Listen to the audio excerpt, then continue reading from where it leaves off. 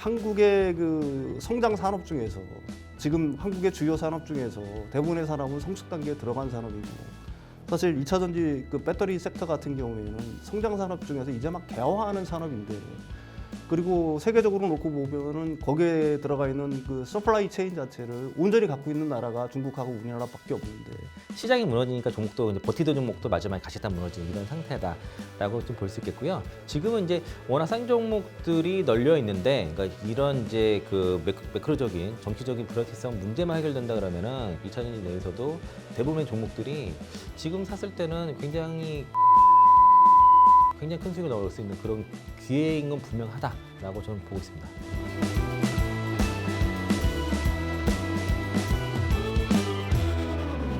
계엄 여파가 연말 증시의 불확실성을 계속 뒤르고 있습니다. 마음 졸이며 이 혼란이 빨리 지나가길 기다리시는 투자자분들이 많으실 텐데요.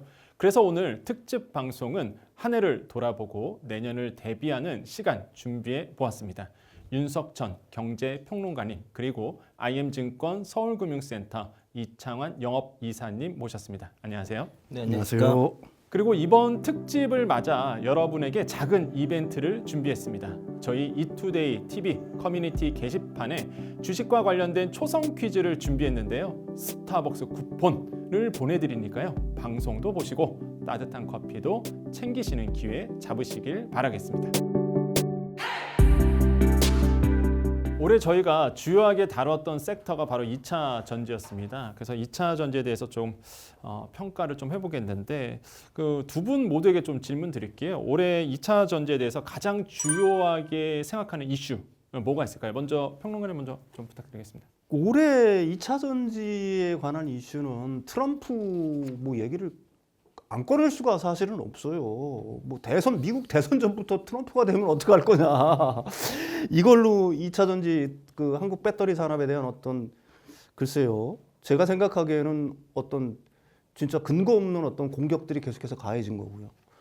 또 실제로 트럼프가 되고 나니까 내가 생각하기에는 뭐 거의 악재들이 이미 전부 다 반영이 됐는데 지금도 이제 사실은 그 언론의 기사들을 유심히 보게 되면은 과거에 나왔던 기사들을 갖다가 또 한 번 또 때리고 또 때리고 주말에 보면 항상 그런 식의 기사들이 이게 선두에 올라오고 그 2차 전지 섹터에 대해서 그렇게 강조를 하는 이유는 제가 여러 번 말씀드렸듯이 한국의 그 성장 산업 중에서 지금 한국의 주요 산업 중에서 대부분의 산업은 성숙 단계에 들어간 산업이고 사실 2차 전지 그 배터리 섹터 같은 경우에는 성장 산업 중에서 이제 막 개화하는 산업인데 그리고 세계적으로 놓고 보면은 거기에 들어가 있는 그 서플라이 체인 자체를 온전히 갖고 있는 나라가 중국하고 우리나라밖에 없는데. 네, 뭐 전적으로 동감을 하고요. 저도 이제 그 특히 이제 그 외신 같은 경우에 로이터 통신이나 블룸버그 통신 쪽에서 나오는 뉴스들이 상당히 좀 우리나라 특히 2차 전지 섹터에 영향을 많이 주는데 거기서 나왔던 뉴스들을 보면은 사실 잘못 와전되거나 아니면 번역이 잘못되거나 이런 경우는 상당히 좀 많았고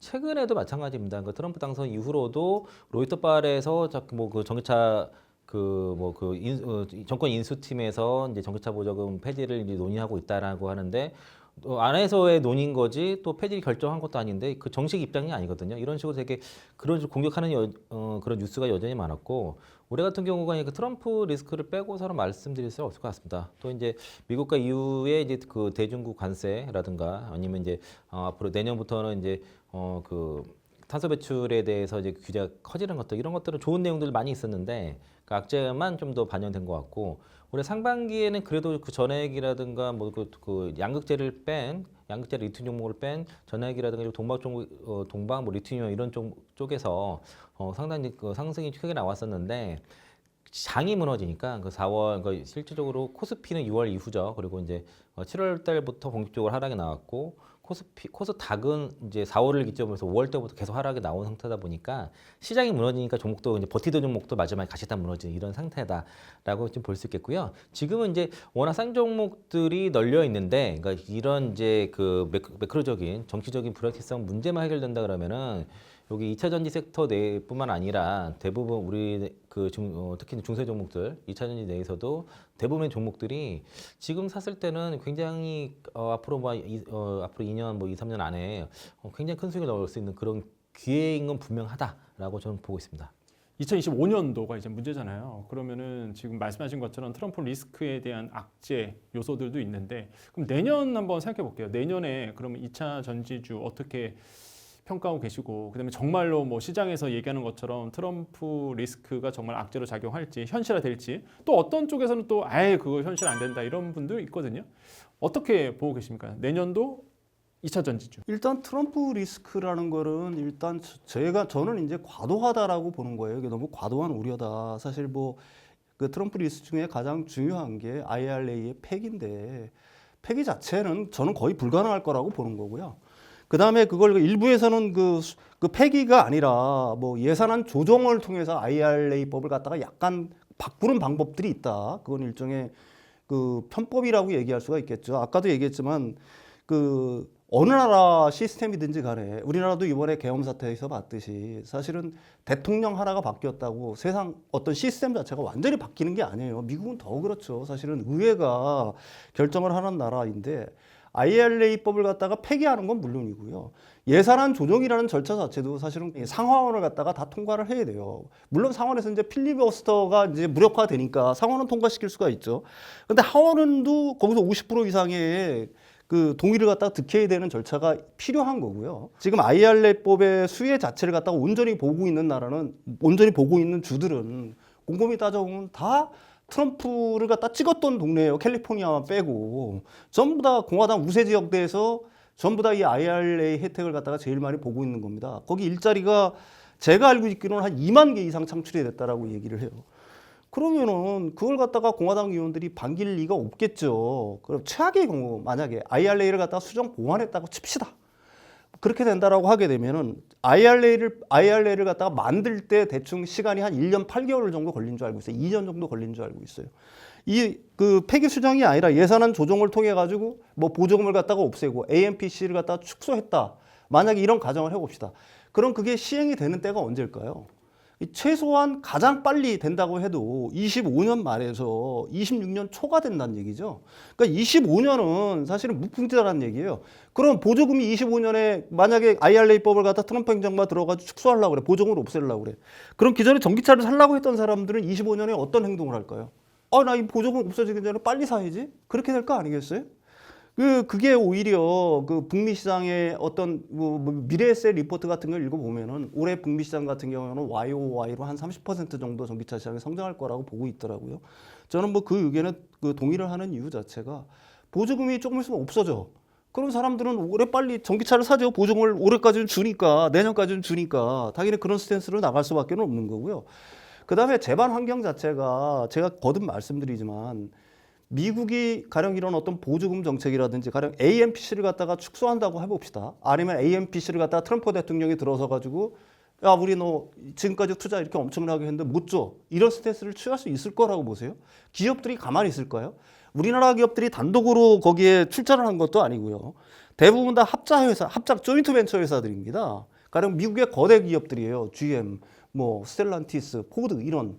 그럼 그 회사들은 이걸 갖다 가만히 보고만 있을까요? 엄청난 소송전에 휘말릴 거란 얘기죠.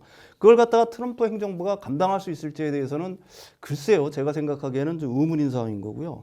설사 아까도 말씀드렸다시피 설사 그 트럼프 대통령이 그 예산안 조정이라는 방식을 통해 가지고 IRA 보조금을 갖다 축소한다거나 AMPC 부분에 손을 댄다고 하더라도 사실 그게 실현되기까지는 그게 우리가 막연히 생각하기에는 이게 바로 될 것 같지만 절대로 그런 일은 발생을 하지 않는다.